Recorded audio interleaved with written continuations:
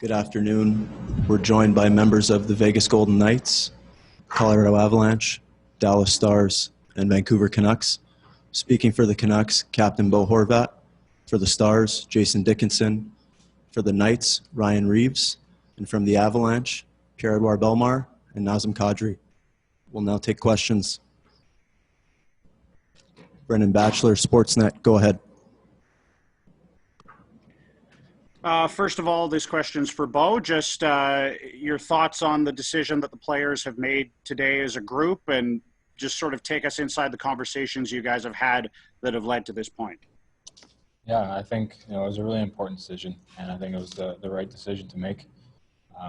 We needed to do something and make a stand, and I think this is the appropriate form of action that we're doing right now. And I can be proud of our group of guys to come up with this solution. And regarding thoughts and the stuff that we went over this morning, we met as a group and went over to Vegas, and we met as as a group there and thought this was going to be the best form of action to take. And I'm really proud of what we come up with, and we definitely think this is the best thing to do. Go to Ryan Clark, The Athletic. This question is for Nazem, Pierre-Edouard, and Ryan. What does this day mean to the three of you? What does this moment mean to the three of you to know that the league is doing something and standing behind you are your peers in a united front? I think if you look around this room, there's a lot of white athletes in here, and I think that's the statement that's being made right now. It's great that the NBA did this and the MLB and the WNBA. They have a lot of black players in those leagues, but for all these athletes in here to take a stand and say, you know what, we see the problem too, and we stand behind you. I go to war with these guys, and I hate their guts on the ice, but I couldn't be more proud of these guys. It's the statement that they've made today is something that's going to last. These 2 days isn't going to fix anything, but the conversation and the statement that's been made is very powerful, especially coming from this league. I agree. Just to reiterate, I think this is a big enough statement. Just all these guys sticking together. I've never, I got so much more respect for every single player in this league by doing something like this. And obviously systemic racism, we can use these next couple of days to further educate ourselves and try to, for the betterment of society. So, it's something that needed to be done. And, I think hockey's a team sport, a team game, and every single one of these guys are on the same page and stand with each other. Same here.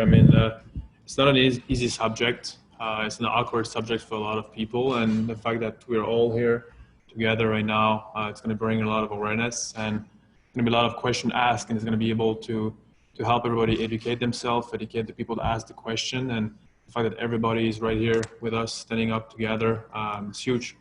It's a great unity. Take the next one, Josh Clipperton, Canadian Press. Hey guys, for Naz, Pierre-Edouard, and Jason, just with the benefit of hindsight, did it feel right to play last night? Like, were you reservations when you were on the ice playing that game? Yeah, it did, but in the same time, it happened really fast. I don't want to, give the blame to anybody, but by the time we got to the rink, games were on, and the news came up that the NBA postponed, so it didn't feel right, but I feel that after reflecting on it and us being here together, it's the best response we could have. Greg Wyshynski, ESPN.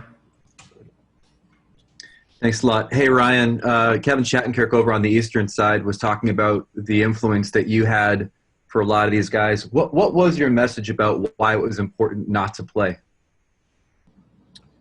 I think it was just what I said. I think the message coming from a predominantly white league has a lot bigger impact. Not bigger impact, but it has a very strong impact when it's coming from players like this. Most of these guys have never lived through some of the stuff that black athletes have. They don't go through those day-to-day things that they feel that racism, or they've seen the racism, or their family's gone through it. But for them to say, look, we see what's going on in society, and we disagree with it, and something has to change right now. That was my message, and I think I said that standing together here is it's more powerful than anything you can do. We're in a bubble. There's nothing you can do outside the bubble right now, and we can't change anything because we're stuck in here. But together in here right now, that's what we can do. Patrick Johnston, Post Media. Bo, can you maybe just walk us through the thinking this morning? You know, what were you guys thinking about? Why today? Why not yesterday? Why not Tuesday? What changed? No, I think just again we talked about it in the room this morning, and we really obviously realizing the impact it's having on the world and around the sports communities, and obviously seeing what was going on with basketball and the MLB and everything that we talked about as a group, and then I wanted to go over and talk to Ryan in Vegas, and we just all thought it was the best course of action, and everything that Ryan's been saying, that we need to come together, and obviously this kind of stuff can't stand, and that we need to educate ourselves and realize what's going on in the world, and I think he's hit the nail right on the head that there needs to be change, and us being all together here as one definitely shows strength in the hockey community as well as in the world. Take the next one, Saad Youssef, The Athletic. Hey, Nazem, I'm just curious, with the hoodie that you have on, is there a particular importance with that for you? Obviously, Muhammad Ali stood for and things like that. Does that mean anything special to you?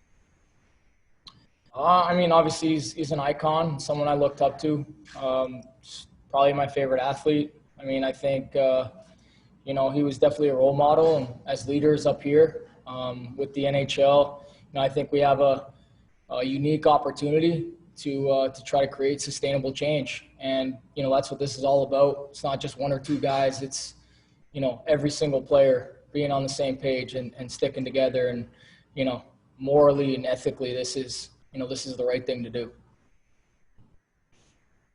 Take the next one, Sean Shapiro, The Athletic. Hey, Jason, you were kind of cut off earlier, I think, when the question was targeted to you as well. How do you look at kind of from playing last night and kind of thinking about that decision and kind of what the discussions were like today for you guys? Yeah, I think it was just a really quick turnaround for the events, and the timing for us was a difficult stance to take, and you know what, I don't think us not reacting quick enough was necessarily a bad thing. We're doing our part now, and we're trying to do what we can here today and tomorrow. And you know what, we could have not played yesterday, but it was such a quick turnaround that I think it was hard for us to start that conversation and get it going. And we were able to dive into it a little bit better today and really open up as a group. And obviously Vancouver and Vegas, they were able to open up together, and then things stemmed from there. David Shane, Las Vegas Review-Journal.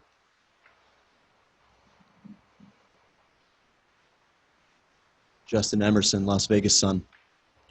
Hi, Ryan and Jason. Since you guys and Robin and Tyler knelt for the anthem a couple of weeks ago, there hasn't been a whole lot of, I guess, maybe activism on the ice since then. Have you guys been wanting to do more since then? I think when we took a knee that one day, it was a day to start the conversation. For me, I also have a lot of respect for military, and so I wanted to start the conversation of what's going on in the States right now, but I also want to stand and respect the people that have fought and died for this country. So I don't think I was planning on doing anything else on the ice. I don't know if I am after this, to be honest, but I think this is a much more powerful message today than anything that one or two, three guys can do on the ice. Yeah, exactly. I mean, nothing more needs to be said. We were able to start a big conversation amongst our team, stemming from that moment. So, that's exactly what we wanted. We wanted to get the conversation going, and not only amongst ourselves, but amongst the country and the world. Go to Arif Dean, Mile High Sports. Hey, Nazem, I wanted to ask you, when you see the news in the NBA that LeBron James, the biggest name in the league, he played a large role in not only postponing yesterday's games, but the Lakers, his team, who has a chance to win it all, they actually voted against even playing the rest of the playoffs today or yesterday. How powerful of a message does that send to you, and how powerful do you think it is for you and ultimately for the rest of these guys to stand here in solidarity, even though you guys are opponents on the ice first and you're all battling for the same prize? It means a lot. I mean, more than you could imagine. I think just having a player of that status, being able to, sacrifice potentially another championship, for something bigger than that. Some things are bigger than sports, and, there comes a time where, you got to start acting on your word. I mean, you can say and put up signs and have all that stuff, which is great. But, at the end of the day, it's, what are we really doing to make a difference? And, it's that time for action. Ian McIntyre, Sportsnet. Hi, either for Pierre-Edouard or Ryan. It wasn't the NBA that shut down last night's games, it was the players. And it's not NHL that's shutting down tonight's and tomorrow's games, but it's the players. Do you see this as a moment of empowerment? And do you think players will be more proactive in the future in taking a stand rather than necessarily waiting for the league to tell them what should be done? Yeah, I think the best thing that happened, last night I struggled with, what I wanted to do, whether it was, am I really going to walk out on my team and be the only guy, or is there going to be a couple guys? But I woke up to, a text from Kevin Shattenkirk, and he had a bunch of guys out east there, and they wanted to talk, and then I got a text saying Vancouver wanted to talk, and that I think was more powerful. That the conversation started with white players on other teams wanting to talk, and I think that's the most powerful thing that happened today. And now you see us all coming together, all opponents here. I hope after this, I don't expect every one of these guys to go out and be advocates for this movement, but I'm sure a lot of us are, and that's the biggest thing. You can't just talk about it in the bubble and then go home and live your life. You gotta start being part of it, and I expect lots of us to. Matt Larkin, the Hockey News. Hey guys, this one's for Jason. In a couple of days, the dust will settle. You guys will probably be back on the ice. So what do you do to make sure the message stays strong, just going forward, and especially from the perspective of sort of white allyship? Sorry, can you finish it or repeat the end of that? Yeah, I just said from the white perspective, in just terms of showing your allyship going forward, and just sort of making sure this isn't a thing that comes and goes. Yeah, I mean, like Reeve said, it's tough to do a whole lot while we're in this bubble. We can keep using our words and keep trying to get it out into the media, but it's going to come down to our action once we're out of here. We got to start doing more. I know Dallas, our organization, has done some good work in St. Philip's in particular, and we need to grow off of that stuff. We need to keep doing more. We need to keep finding more ways that we can give back into these communities and these situations to really right the wrongs that have been going on and try to balance out what we've been witnessing. Take a couple more for the guys. Himel Javeri, USA Today. So just to follow up on that question about white allyship, how are you guys planning to make changes that, it's been a couple of months since the summer where everybody was making social media posts, the teams have had a chance to do it. Is this something that's going to come in waves, or are there clear plans to partner with Black players and to take the lead with them? wonderful. I think the Hockey Diversity Association is a great start. Right there, they're getting the ball rolling to bring the white allyship in and get us on board and help them out. And I can't say that we've got a definitive plan today.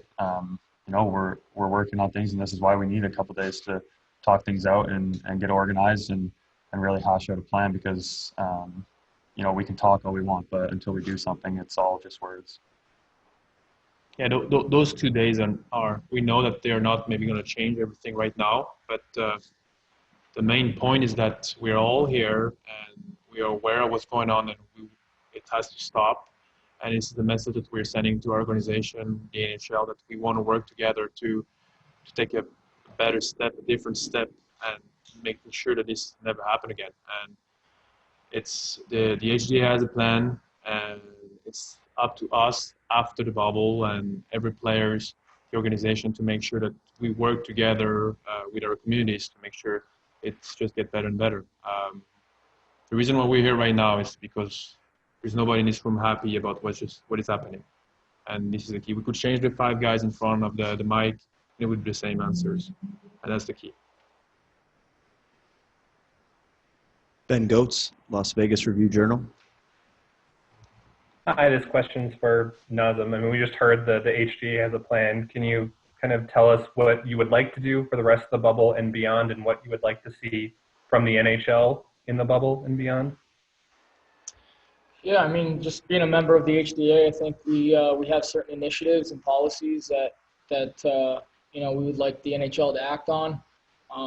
We feel that it's very reasonable, and I unfortunately I can't dive too much into specifics, but there is a plan, and moving forward, we want the NHL to understand that this is a partnership, a collaborative effort to create sustainable change. And moving forward, it's going to have to be the whole league. It's going to have to be collectively, not just 1 or 2 guys. Strength in number is key.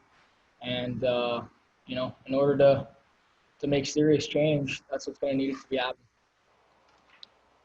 Thank you, guys. That concludes the player portion of the media availability. We'll be joined shortly by the head coaches.